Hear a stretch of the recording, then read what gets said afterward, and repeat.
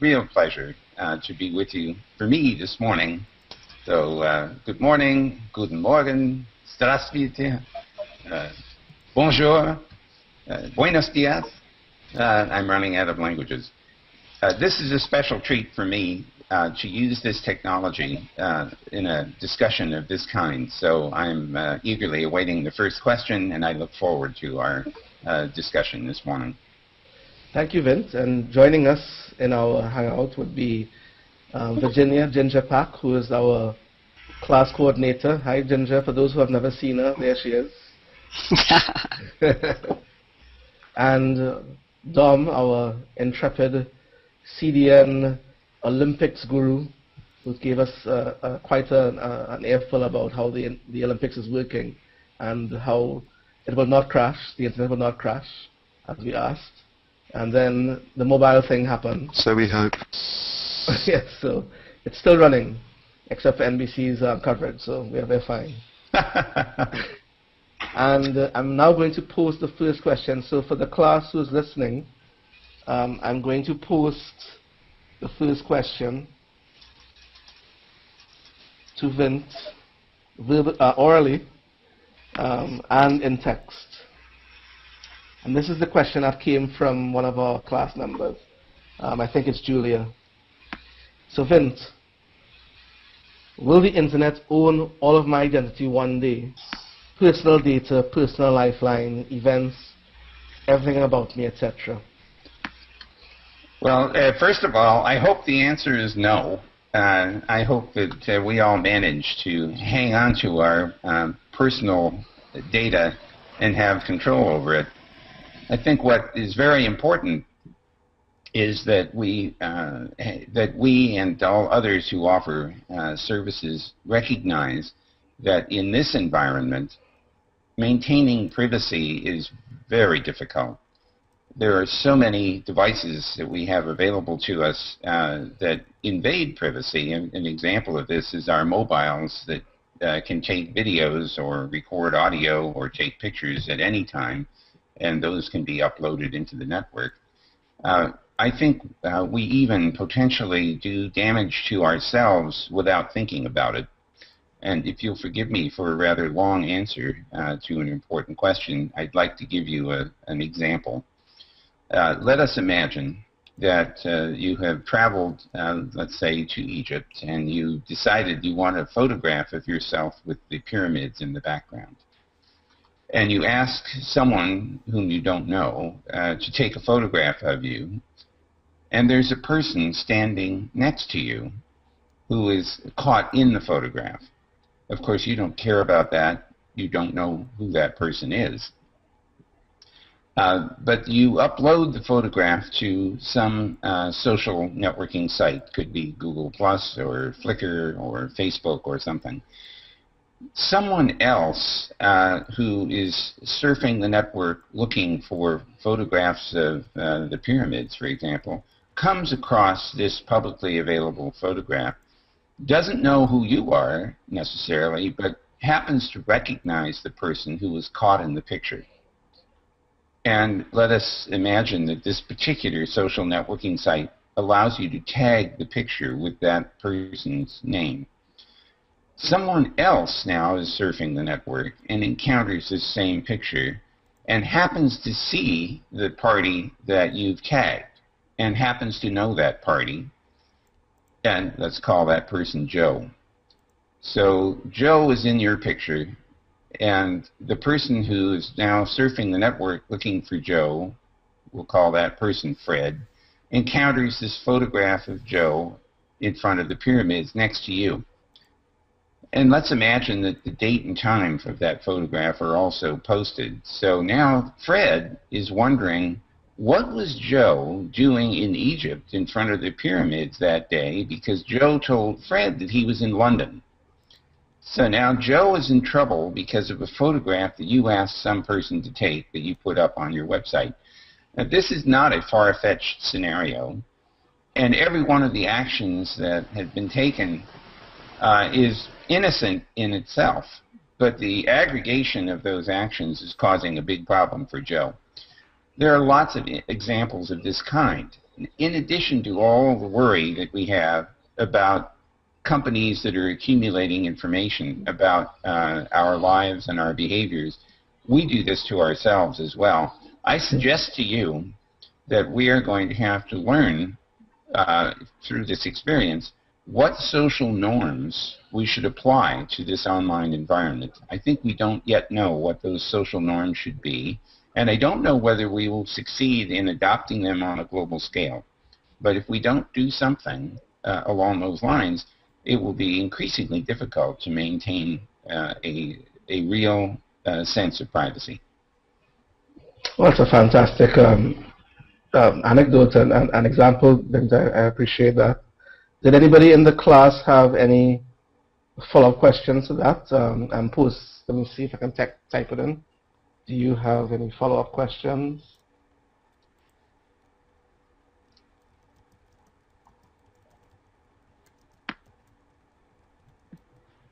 And if you don't have any follow-up questions, I will post the second question to them, which I have in my clipboard currently. All right. The silence is consent. No more questions, everyone. Good. Here comes the second one. If you have a follow-up question, feel free to post in the chat, and we could try and deal with it separately. Okay, Vint? Okay, here's one from Ekendra. How do you relate plagiarism with that personal security? Let's see, I'm sorry, I missed the first part of the question. Would you ask it again? So, how do you relate content plagiarism with that personal security? Content plagiarism? Yes. Okay, so this is a really interesting question because plagiarism is not unique to the online environment. And I'm not sure that I would link plagiarism and personal security unless the intent of the question is that someone who plagiarizes your content is somehow invading your privacy or somehow harming your security. If the question is, how do I control content that I want to control, or how do I manage to monetize content that I've created, that is a big debate that's going on now between people who would like to have relatively open access to content and people who would like to control access to content for purposes of monetization. Some of you may have been tracking the American legislation, one called SOPA, which is the Stop Online Piracy Act. Another one was called PIPA, which is the Protect Intellectual Property Act. Those two attempts to protect copyright information led to quite a noisy response from much of the general public and certainly from the technical community. The technical community did not object to the idea of protecting intellectual property. I think most of them appreciate that some people create intellectual property for purposes of monetization. However, the mechanisms that were implied in the legislation, and that was certainly in my world, was the primary reason that that legislation was roundly criticized. Ultimately, it was not passed in the American Congress, but the problem has not gone away. And the problem basically is that property that is in digital form is easy to duplicate and distribute. In a very ironic and peculiar way, the convenience and relatively free cost of distributing digital information, which is an advantage, is also a disadvantage if you're trying to monetize it and protect it. I'd like to emphasize something here, and that is that not all intellectual property that is created necessarily wants to be protected. Many of us create content for the purpose of sharing, and we don't have the motivation to derive money from it. We simply want people to benefit from it, which is one of the reasons so much information has poured into the internet in the last 20 years. so many people, like many of you, simply want to share their information with others in the belief that it will be useful. So what we need in this online environment is an ability to allow a full range of protections to be implemented. On one extreme, control over access to content and payment for it, and on the other extreme, public domain content. And of course, there are things in between. So I would urge you to look, for example, at the Creative Commons concept that Larry Lessig introduced some years ago, which gives quite a wide spectrum of choices for managing and protecting intellectual property. We need to come to grips with this, and I think rather than firing legislative attempts at each other at 20 paces, what we should be doing is sitting down with the legislators, the technical community, the creators of content, to figure out how we can configure go on the internet and what about how much control the underlying transport should have.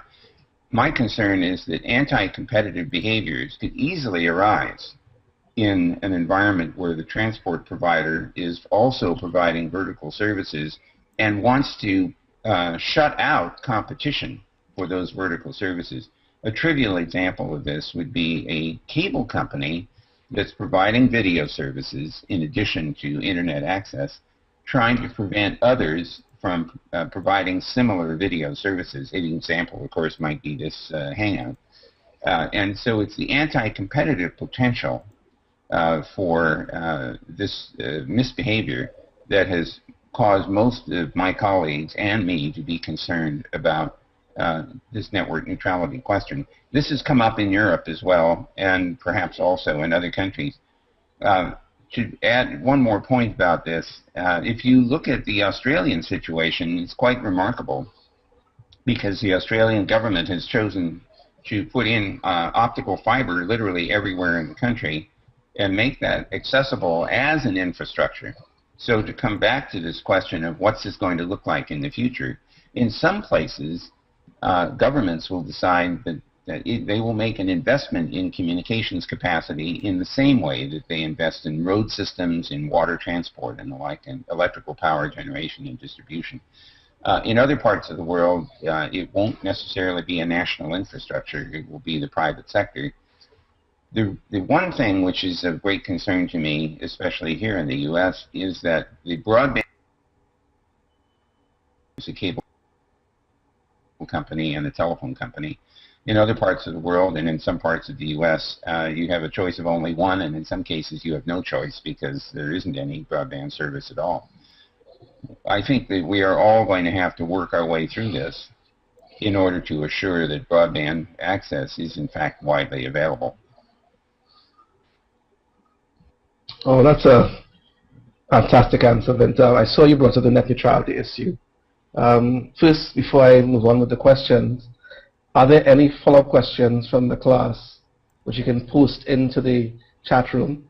If you have them, please do so now. I'm giving you 10 seconds to post them, and if not, I will follow up with a question from our class on net neutrality that came in as well. There we are. From Vlada, who is not really in our class, but part of the program. Vince, even if there is wide choice of ISPs and offers, it is becoming growingly complex to make a right and informed choice, analyzing all the consequences, and what do we get? Yes, I agree with that concern very much. Our response to this at Google has been to join a group called MLab, which stands for Measurement Laboratory. The MLab is an international distributed system of measurement servers that are capable of collecting information about the performance of ISPs all around the world. We've collected in excess of 500 terabytes of information, and I think that's an old figure. That's probably 6 months old now. Allowing anyone who wishes to analyze that data and to report what kinds of performance you're seeing from one part of the world and another. We offer, within this MLab environment, many tools, and we offer tools that are contributed by others, not just Google, in order to analyze that corpus of data. Two things, I think. First of all, it's important to have measurement tools in order to validate any claims that are made by an ISP as to performance. And second, I believe it's important that every ISP be held to a high standard of transparency to tell you what it is that they are offering you for the service that you pay for. And I hope that those two pressures will at least result in improved quality of service and therefore an improved ability to choose among the different carriers. The part that is not so clear to me is whether there will be enough different facilities-based carriers to allow for choice. And here we get to one other specific observation. In the Australian case, if I have understood correctly, the basic fiber infrastructure is available for multiple parties to offer ISP services on top of. This is a separation of the basic transport mechanism from the, in this case, the internet service that rides on top. That's an example of a way to increase competition among the ISPs by giving all of them access to the underlying broadband transport. But not every country in the world is prepared to do that. And not every regulatory regime would permit that. So it still remains to be seen whether there will be adequate competition. All right, that's a very good response to Vlada and to the expansion on that topic. Now, Vint, I don't have any follow-up questions directly on the topic yet, but there is a question related to net neutrality that came in that you may have seen, and asking a specific clarification on what is search neutrality. So the question is, you've spoken now before on net neutrality, in favor of net neutrality. What's your stance on the idea of search neutrality? So first of all, I think this term search neutrality is almost an oxymoron. It does not make sense to me, and let me try to explain why. Whenever you do a search on the internet, keep in mind that any useful search engine has indexed literally billions of pages on the network. It's also clear that when many pages are responsive to a given search, sometimes you'll see in the case of Google that 10 million pages were found that have the terms on it that you were searching for. It's very clear that you can't present 10 million answers all at one time. There's not enough room on the screen for that. And you wouldn't know what to do with 10 million answers anyway. So in the case of Google, and I think in the case of almost all search engines that I know about, there is some algorithm which causes the responses to the search to be linearized. So now the question is, what does it mean to have a neutral response? And I would say that it's not possible for all the answers to come back at the same time, in one giant, package. You can't see it all. And so every search engine has some algorithm that orders the responses. First observation I would make is that you have the choice of a number of different search engines. You can go to Bing, you can go to Google, you can go to Yahoo, you can go to a number of other places. There is competition in the search world, so that's good. That means you can choose to go to different places that might give you different ordering of answers. The second observation I would make is that if a party like Google or others is offering services or applications that would be responsive to a given search, that it's important that whatever answers come back are subject to a neutral algorithm that doesn't necessarily favor any particular service or response over another, except in accordance with that algorithm. Now, there are debates right now about, in Europe in particular, about this question of search neutrality, and I believe that Google is responding to those questions. I don't think it's possible to have a neutral answer. There has to be some ordering. The question is whether that ordering is distorted by business interests, and I think that, speaking for Google anyway, we've been very careful to distinguish our search answers from our advertisements. You cannot buy the ordering of the search response. That is done by an algorithm that's attempting to provide the users with what we believe to be the most relevant information. The ads, on the other hand, are the consequence of competitive bidding, and that we're very open about that, and we try to make sure that it's clear that the ad response and the search response are distinct and separate. So I hope that it begins to answer the question anyway. Yes, it does. Are there any follow-up questions to that one? I believe it was, I think it was Sumo who may have asked that. I'm not too sure at this point. Are there any follow-up questions to Vint's observation? I noticed that Elena had indicated in her comments a 3-player competition seems pretty restrained to me.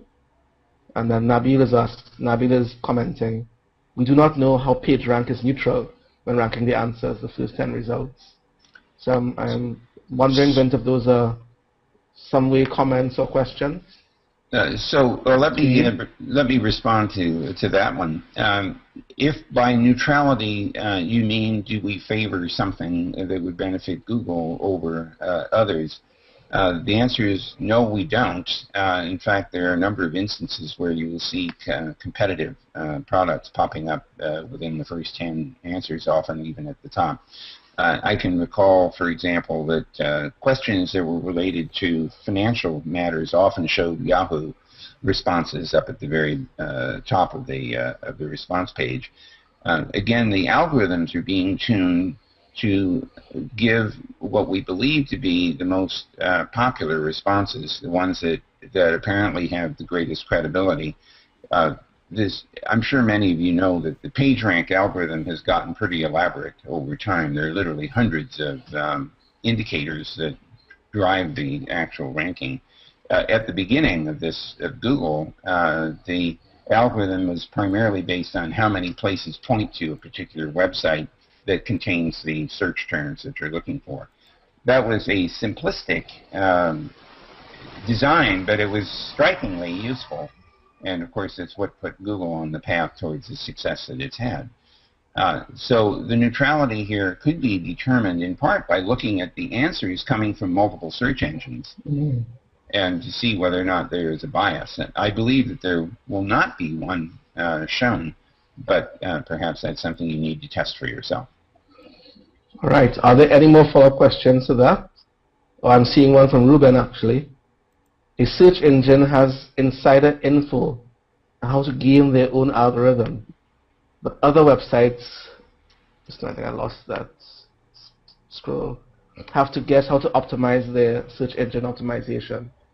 I'm not sure if it's a question, but well, yeah. Let me try to respond to that. First of all, in the event that you're not aware of this, for Google's advertisers, that is to say, people who are trying to put ads up in response, for example, to searches, we actually have training material and, let's say, guidance material to help people make ads that will make it into the right-hand side. So that's an optimization that our advertisers are interested in. It's not just a matter of offering a large sum of money in the auction to get onto that page. In fact, just because you bid a large amount does not mean that you will get onto the display. On the other side, having a website which is attractive, we also have guidance about what makes a website valuable or considered useful or informative. There are, if I remember correctly, there's guidance available from Google about how to improve the quality of a website. So although we don't detail everything about our the ranking algorithm, that would invite all kinds of gaming, we do try to help people understand what makes a website more attractive from the algorithmic point of view. A website which is filled with nothing but links, for example, sometimes is called a link farm, is considered a lot less valuable under this algorithm than one which contains actual content. Right. Could I also say that Sure. one of the things that gives us a clue about the utility of a website is whether anybody clicks on the link going to it. So if we generate if we generate a set of responses and they end up, let's say, in the first 2 pages or so, if nobody clicks on any of those, that's a clue to us that our algorithm made a mistake. And so there is a lot of machine learning going on a regular basis, at least in the Google world, to try to adapt the algorithms to be consistent with user behavior. So if people consistently click on the first link that we respond with, the implication of that is that that link had something useful to them. Okay, so I think that will conclude our discussion on search neutrality. Chat in so you can follow along. Do you think it will be in the human's nature to leave the internet in a self-governing mode forever? Or is it inevitable that the internet ultimately, at some point in the future, will be annexed by some legislation or other for its own self-determination? And is there any way at an engineering level to prevent that? In the same way the network is bomb-proof, can be made politics-proof? Or will it just become fragmented over time? So this is a very insightful and timely question. We may find the answer to some of that in December, when the International Telecommunications Union opens up its World Conference on International Telecommunications and begins a debate over the revision of the International Telecommunications Regulations. So the first observation I would make is that I hope that we can protect this resource from becoming politicized. On the other hand, politics is people, politics is social, and as the network becomes an increasingly important tool in social interaction, to say nothing of business and politics and everything else, there will be a natural desire on the part of politicians to somehow make use of it.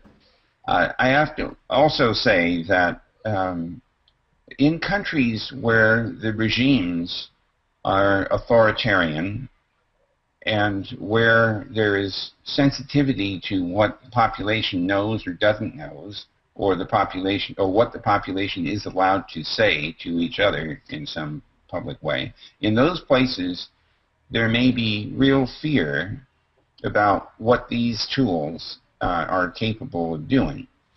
And the consequence of that is often a desire to control what people can do and what people can say in this environment.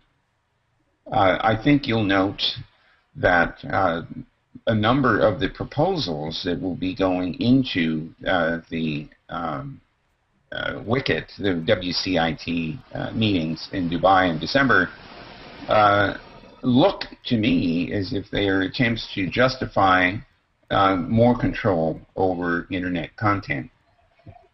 It is very common for the governments that wish to apply these controls to exhibit the worst behaviors that we see on the internet, and there are some very, very bad behaviors.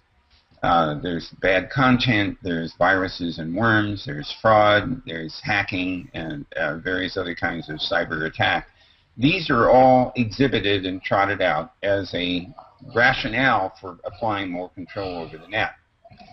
The problem with a lot of these arguments, of course, is that those same controls can be used to suppress political speech, to isolate or inhibit people from sharing information that they have should have a legitimate right to share. So the tension is there. It's natural for governments to want to protect their populations. It's also not surprising that authoritarian governments, and under the guise of protecting the population, will want to, in fact, protect the regime and inhibit the population's and the citizens' ability to change things. So that tension will be with us. Generally speaking, the engineering community has managed to keep the network pretty open in spite of everything. So there are a number of attempts to penetrate various kinds of, we'll call them national firewalls. I think that battle will go on for quite some time. And of course, as a great proponent of openness, I hope that it's not possible to shut the internet down in any absolute sense. Just add one other observation to this. Those of you who watched the so-called Arab Spring will note that there were very different consequences in different countries during which these social eruptions occurred. In Tunisia, it looks as if matters have gone in a very democratic way. I'm no expert, so I may not have captured that properly in such a short statement. On the other hand, in Libya, for example, the situation is quite different. We're still waiting to see what will happen in Syria. In Egypt, we have an interesting outcome. Elections have just happened, and there's a lot of debate still about how that's going to work. But I bring up Egypt in particular because the internet was shut down there. The way they shut it down was to simply shut off all the underlying transport. So the mobiles went away, the underlying telecom was just shut off. No country can survive very long if its telecommunication systems have been shut down. And the internet technology is such that people could have brought in Wi-Fi and satellite-based ground stations and a variety of other things, hopping over international borders using radio links. I'm sure that if the internet had not been put back on the air in a few days' time, that we would have seen that happening in Egypt in particular. So I believe the internet still has the power to maintain connectivity in spite of attempts to shut it down. So we've opened the wicked can of worms, and I'm asking very gingerly, no offense to Ginger, are there any follow-up questions on this topic? And I'm hoping I don't see a flood. We're asking, are there any follow-up questions to the topic that was just raised? And it's Vince spoke about Wicket and the ability, the potential of, or the challenges that may be faced in December. Any follow-up questions? I'm giving you 5 more seconds, and then I have a question to ask from, a technical question that's coming in from Dom as well. There is a question at the end there, which I'd like to respond to. There we go. Let me read it out for the transcript, for the thing. Do you think that Wicket is just one hurdle, or do you think it isolated?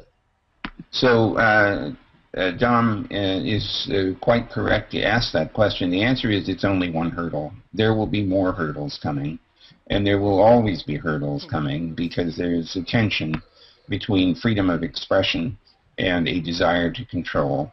And even perhaps more worrying, the desire to protect citizens from harm, which I think is a very reasonable and understandable goal of government, can lead unintentionally to a curtailment of freedom. And so here I think we have great work ahead of us to make sure that we find ways to protecting the public from harm in the internet while at the same time preserving openness of expression. I could elaborate on that, but let me, in the interest of time, not do so, except to say that there's a lot of technical work going on right now to improve security on the internet without harming our ability to share our information with each other. Okay, so thanks, Vint. Are there any further questions on this important topic? Dom again. And with US legislation pretty much saying they won't underwrite the ITR, is that right? Will this lead to a fragmented internet? So I hope not. There is going to be a certain amount of, let's say, discontinuity in the internet environment as the various reactions to harmful activity on the net show up at national boundaries. The internet is ironically and maybe even deliberately insensitive to international boundaries. It was designed that way. So I believe that attempts to restrict access to and use of the internet will be limited by the fact that the internet is insensitive to those international borders.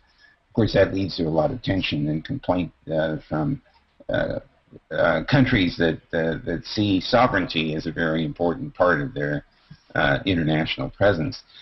So I believe that the honest answer here is that that there will be a likelihood that although there will be attempts to fragment the internet, that the pressures from the technical community and the mechanisms developed by it will tend to keep the network coherent and whole. But we have to fight for that, just like we have to fight for every other freedom that we have. Thank you, Vint. There's a question from Elena that she says may be related, from ISOC Romania. If you scroll up a bit, you may see it. Is there a chance for anonymity to be built into future internet protocols? Or will we keep using workarounds like the TOR project or CryptoCat? That's one question that she says might be related to the topic. Suma has a question above that, but it's a different topic, so we'll give Elena's first.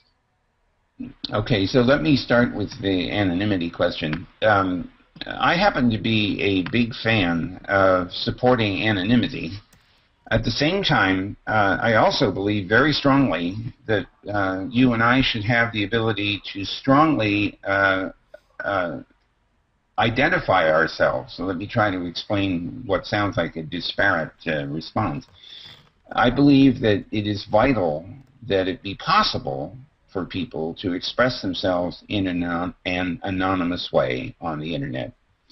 I accept that there are potential harms associated with that. Someone can say something really awful and in an anonymous way, and that can be a big problem.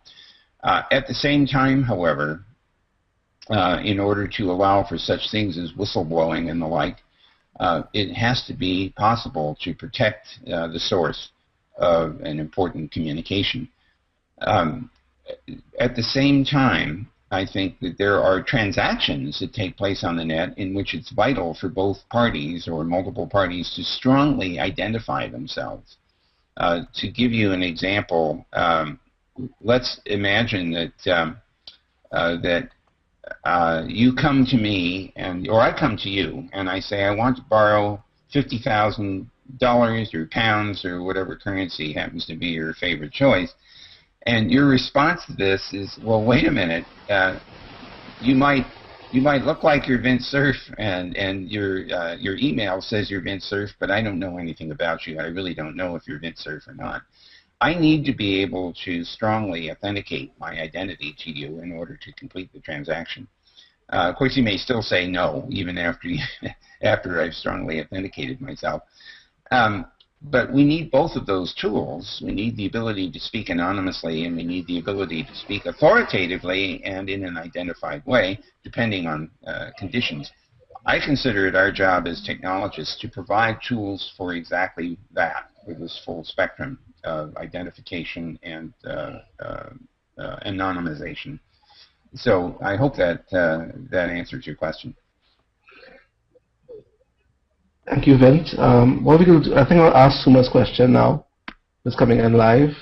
If you scroll back up a little bit at 11:35, you may see it. Just a second. I heard of the concept of the bit rot problem, which you once evoked or mentioned. Can you elaborate more on this problem with any applicable examples if possible? Yes, thank you. I really appreciate that question. I've been harping on this bit rot problem for quite a while now. Let me explain. Every one of us who uses applications on the internet, or even just in our own personal computers, for example, a text editing tool, or a presentation tool, or a spreadsheet tool, every one of those tools produces complex files. The complex files of data are meaningless unless they can be interpreted. What this means is that for an object that's created by those kinds of tools, we need the application software to be available in order to correctly interpret and render the object. What I am worried about is that over time, the applications may no longer be available to interpret the bits of files that have been created in the past. We're already starting to see this problem. Some JPEG images are no longer displayable because the software that created them isn't available, and for some reason the new tools don't interpret correctly the older formats. The same thing happens to you with presentation software. I recently had occasion to pull up a 1997 Microsoft PowerPoint file. I'm running Microsoft 2011, I believe, and it said, "I'm sorry, I cannot interpret this file. I don't recognize the format." By the way, I'm not trying to pick on Microsoft. This is a problem, a generic problem, which could occur to virtually anyone. The application software may be bound to a particular version of the operating system. It may be bound, even worse, to a particular piece of hardware. This could happen to you, for example, in the case of a video game, where the hardware that is running this game is using a particular graphics chip, for instance, that knows how to speedily render images. If that hardware isn't available anymore, then the software won't work. You may not be able to play the game. I am concerned, for historical reasons, that we will lose our ability to interpret content that we've created using various applications over time. And this could happen not in 100 years, but potentially in even shorter periods of time. We will lose our ability to interpret content using various applications. I'm sorry, I'm getting quite a bit of feedback right now. I don't know if that's significant. All right. Ginger, can you just take off your mic? Mute your mic. All right, I think that we're back then. Go ahead. I think we're back then. Okay. So I think I don't really have a great deal more to say, except the historians are very, very worried right now, as are the librarians, that digital content will not be interpretable over periods of hundreds of years. Think about the vellum manuscripts that we can still read from 1,000 or 2,000 years ago. I would challenge anyone to say for sure whether any digital information will be readable or interpretable in even 50 years. Okay. I'm not sure if there may be follow-up questions on that, but let me ask anyhow. Are there follow-up questions on the bit rot issue that Vint spoke about just now? And I was reminded that there's a 10-second delay on YouTube, so I'll have to wait a little longer for any follow-up questions that may come in. Any follow-up questions to that? In the meantime, Vint, I'm going to post in the next question so you can have a look at it in the meantime.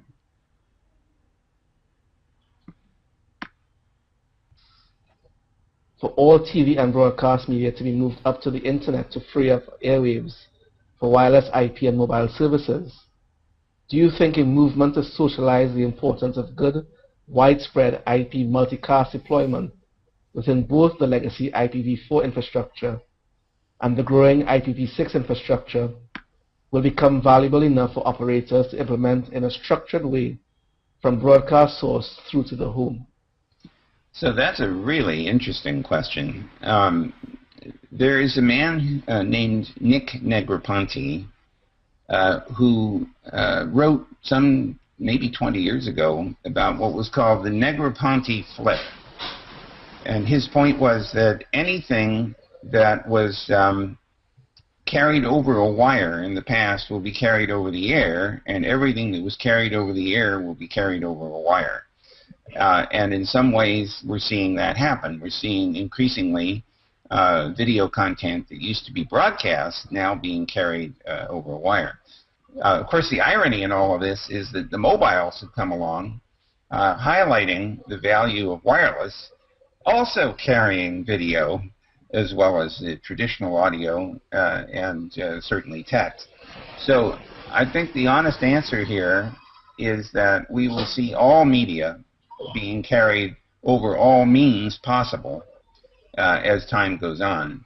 And so the legislation that's proposed in the House of Lords is rather odd if they believe somehow that the television broadcast won't be carried over the air. It's just that they may be carried by way of the mobile system as opposed to a traditional television broadcast.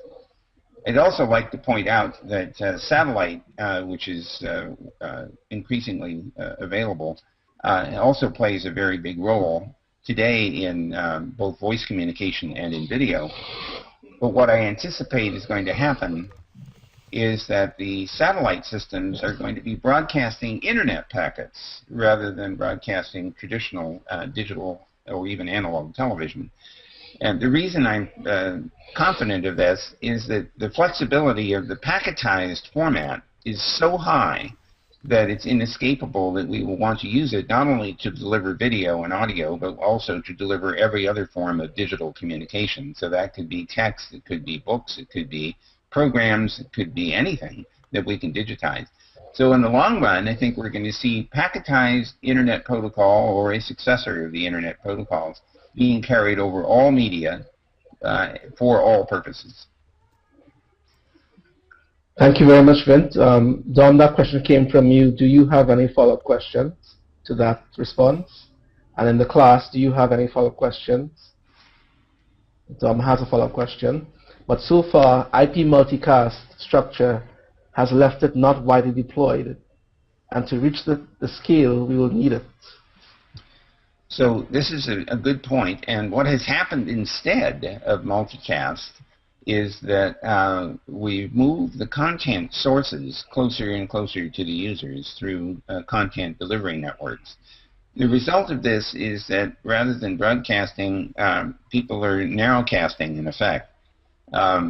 People are connecting to sources of content. So YouTube is a good example of that.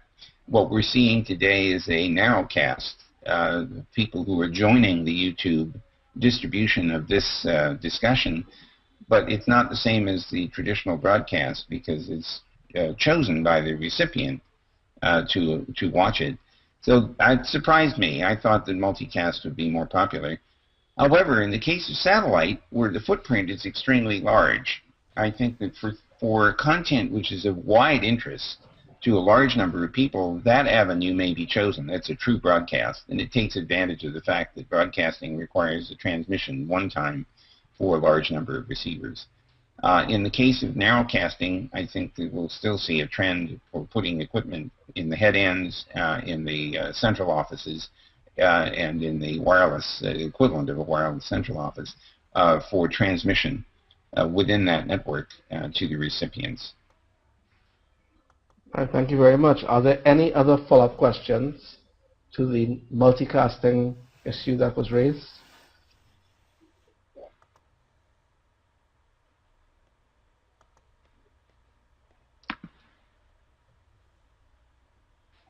Okay.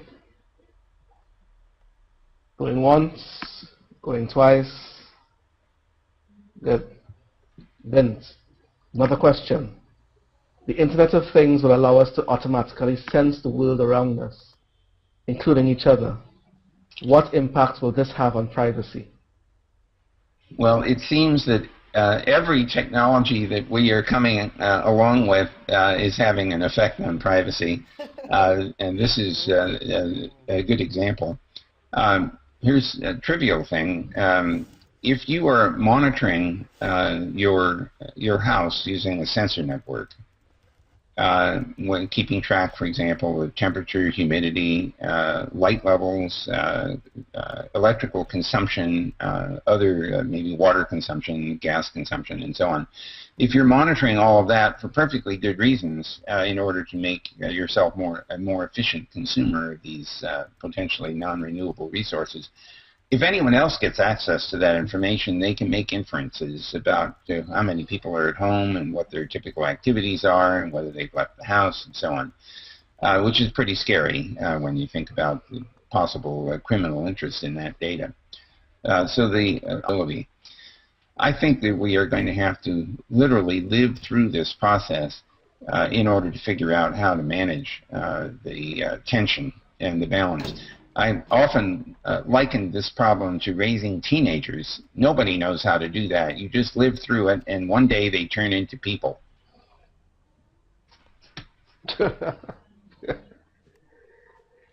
Okay, there is a question from Suma. First, is there any follow-up question to this response to Vint on Internet of Things? Because we're going into a little bit of a related but slightly larger discussion here, I believe. Any other questions? Okay. Going once, twice. Good. Vint, there's a question on, I'm posting it for you here. And I'm going to actually post the second question that's related to it immediately thereafter. But let me read this one for you first. Your quote on the IPv6 forum website, take the internet where no other network has been before. What are you referencing to by this? Is it about the Internet of Things, galaxies, planets, or what? And how do you manage the Internet of tomorrow? I'll post the other questions related to that in a moment, but go ahead, Ben. Well, that's a wonderful question. At the time when I was thinking about the IPv6 forum, I was thinking about our ability to use that much larger address space, 3.4 times 10 to the 38th addresses, to identify a much larger number of terminations in the internet than we could handle with the original IPv4 design. So I was thinking here about appliances and sensors, things in the car, things that we carry on our persons, things we have in the house or in the office. And those are things that had not been network enabled before that will become network enabled over time. So that's one class of things that IPv6 really facilitates. The interplanetary network and the interstellar network is a different story. It's not a story of IPv6. It's a story of a completely new set of protocols that facilitate communication over extremely long distances with potential disruptions owing to celestial motion and owing to variable delay. So I'm thinking very distinct protocol spaces as we think about IPv6 versus the interplanetary and interstellar networks. I can tell you that the interplanetary networking is in fact well underway. We have systems on Mars in orbit and on the surface. We have a new Mars Science Laboratory on its way to land August 5th. And by we, I mean the Jet Propulsion Laboratory or other spacefaring nations, the Russians, the Chinese, the Japanese, the Americans, and so on, the European Space Agency among them. So we have an increasing number of devices that are capable of communication in a consistent and uniform way thanks to these new standards that are emerging. The most ambitious project of all, though, is the design of an interstellar spacecraft that could visit another planet, say Alpha Centauri, which is 4.4 light years away. There's some really hard problems to solve there. The current propulsion systems would take 65,000 years to get a spacecraft to Alpha Centauri, and that's a little long for an experiment. So we need better propulsion that will get us up to about 20% the speed of light. And then there's this problem, after you get there, how do you signal back over a 4 light year distance? And some of us are struggling with that problem as well. So I'm thinking about interplanetary and interstellar communication using protocols and methods that are quite different from either TCP/IP or IPv6. Okay, and nuance of it. What will be the finalities, applications, and use cases for the interplanetary internet? So I know you started getting into that discussion, but do you have anything further to add in terms of use cases and applications for this interplanetary internet that you have referred to? Okay, so let me give two responses to that. First of all, certainly for space exploration, whether it's robotic or manned, we are going to need communication systems to allow us to get data back or to communicate with astronauts that are somewhere in our solar system. So the protocols are designed to meet that need. What we've discovered in the course of the last decade is that these same protocols actually respond to terrestrial requirements, particularly in mobile communication, where you have the possibility of radio interference, of disruption owing to radio shadow, like going underneath the bridge. We've actually tested, thanks to our colleagues in Sweden and other parts of Europe, the use of these protocols in places where communication is still spotty. This is called delay and disruption tolerant networking, or DTN for short. There are very clear applications terrestrially for this kind of resilient and robust protocol. I would predict that it will become useful in the sensor network space and in the enhancement of mobile communication, where a radio impairment is highly possible. So these interplanetary protocols are also useful right here terrestrially, and I'm anticipating their emergence over the next 10 years or so. Wow, that's it's actually blowing my mind as you speak, to be honest. Any further questions on this? This is actually a shockingly interesting topic that I didn't expect to happen. Anything else from the class on the interplanetary internet?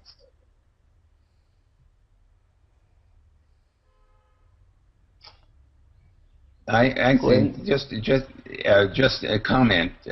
Someone was asking us, and many people ask about this. You know, what's going to happen? What if we really do have an interplanetary internet? My first reaction is, well, there could be a social problem. What if we're confronted? What if we're confronted with alien porn and alien spam? And we can't even figure out what it is because we don't even know.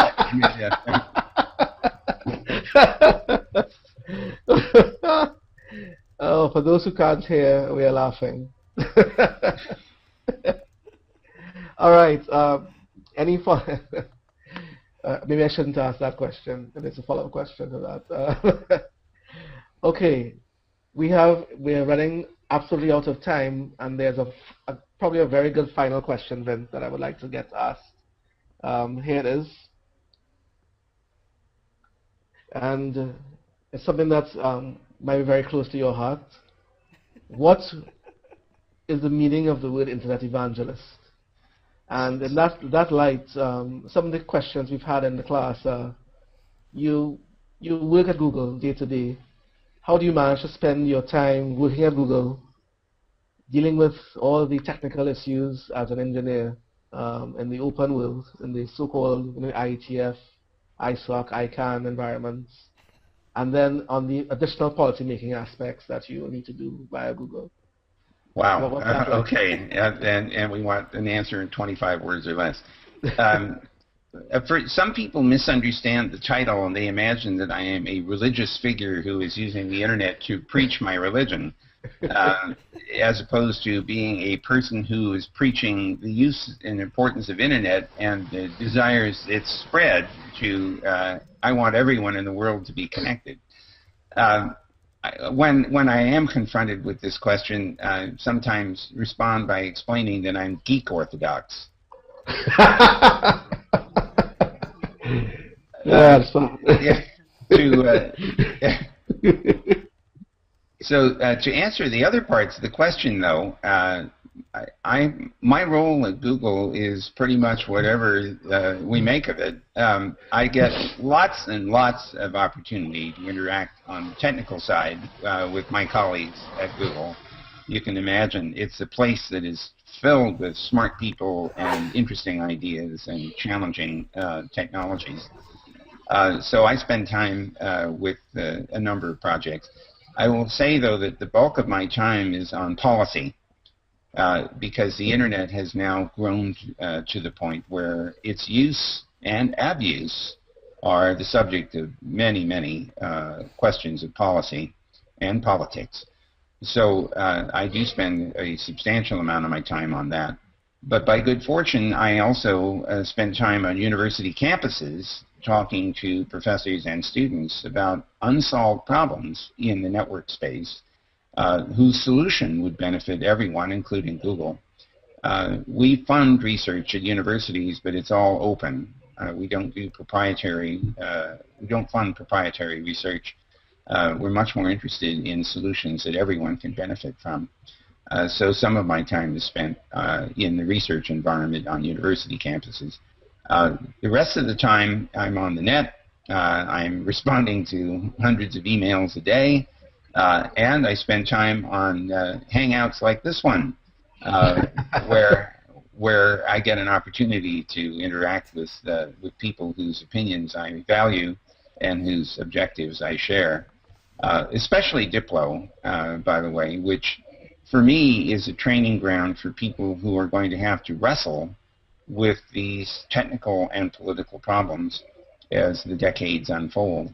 So I'm really grateful for the opportunity to spend time with you and with your colleagues, and I certainly look forward to seeing what comes out of classes like this one and what ideas your students put on the table as the future unfolds. Well, thank you so much, Vint. We are out of time.